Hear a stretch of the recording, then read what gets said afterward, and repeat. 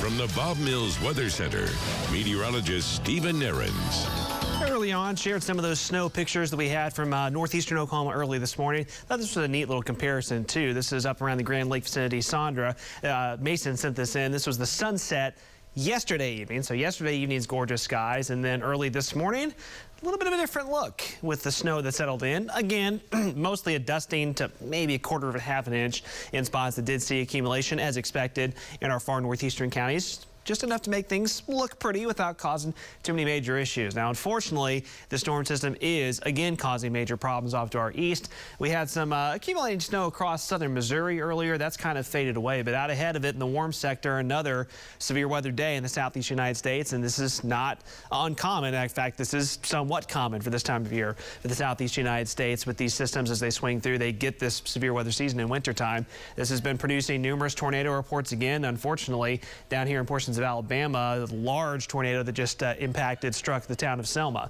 Alabama. And you're going to be hearing more about that because that one sounds like it was potentially a very bad situation. So another severe weather day across the southeast United States. Now back here at home, we are finally seeing the blue sky break back out in the Tulsa metro. If you're west of Tulsa, you've already seen some of that returning. There's a look from Jinx.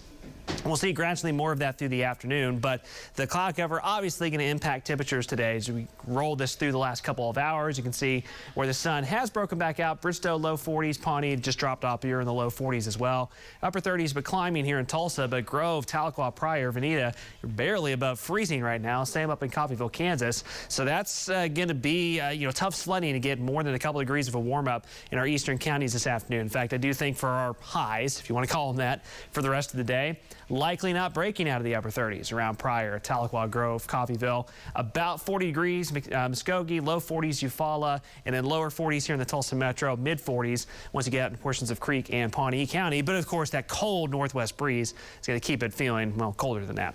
That main cloud deck moves off this evening into tonight. We clear out, winds will start to settle down.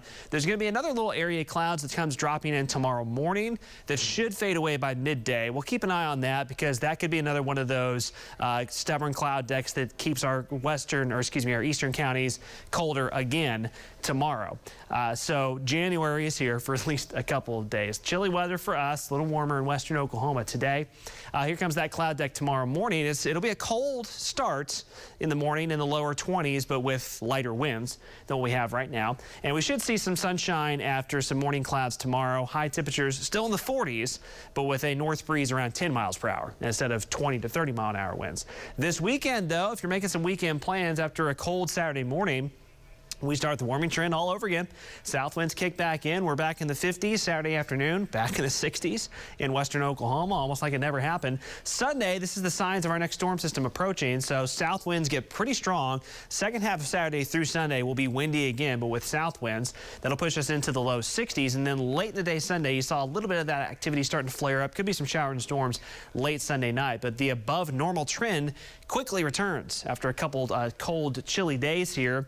We're back well above normal by the end of the weekend into early next week. That next system that swings through Sunday night, Monday morning, another fast mover, so we may miss out in rain in a lot of spots, but could be a few showers and storms. Warm and breezy conditions on MLK Day, Monday. Still looks like we're above normal through the first half of next week.